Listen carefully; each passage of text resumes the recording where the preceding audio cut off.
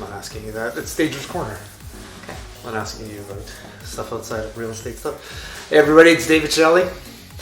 And now you can say hi. Hi. This is my wife, Natalie Balin Cinelli. She's co-owner of Spaces Collective. Great. Okay. So Stager's Corner. I'm trying to bang out a few of these. So if you see us in the same outfits in the next few weeks, now you know why. It's hard to get her. We've been so busy lately that we haven't been able to the last couple of weeks, we're kind of fitting them here or there, or the morning of. So it's good to actually have her in the office back today. Okay, so first topic. Yep. You're staging it properly. Are you comfortable enough? You're just leaning on the wall? Okay. So, maybe forget. If you're staging a property, right, and you get into a room that might be a little bit smaller, how do you decide whether it's going to be an office or put in a crib in there? So that's a little tip. If you can't fit a bed in there, sometimes you'll throw a crib in there or an office. So there's a tip. Okay. So I think when we started talking about this topic a few minutes ago, we were chatting about condos specifically.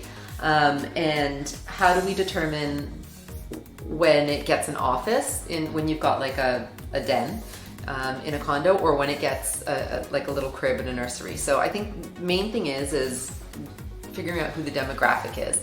If you're in a smaller condo, if it's like a 1-bedroom plus den, 9 times out of 10 you're putting an office in there because it's a younger clientele.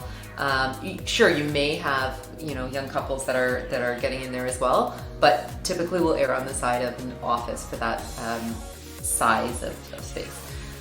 If you're looking at like a 2-bedroom, depending on the area as well, if you're a little bit in the outskirts, not like straight downtown, maybe that's going to be a crib. If it's got like a slider door as well, then we can definitely get like a little crib and nursery going on in there. But demographic is really, really the main thing.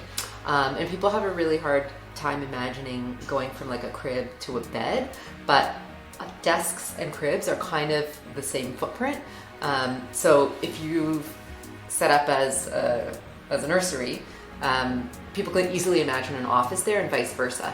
It's when you have enough room to get like a double bed or a queen bed or something, that's when you want to make sure you make the right choice. And the other thing I want to mention too, it's always important we put something in there.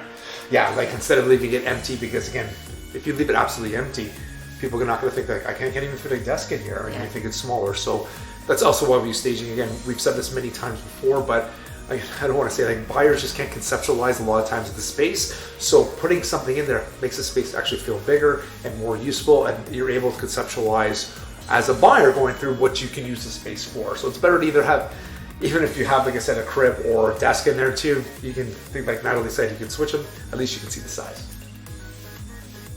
Yep. Did I miss anything? No. Okay. That's us from Stager's Corner. Nat, if they want to get in touch with you, what's the best way to get in touch? You can shoot us a DM at spaces.collective or through our contact form by email at our address hello@spacescollective.ca. No phone calls?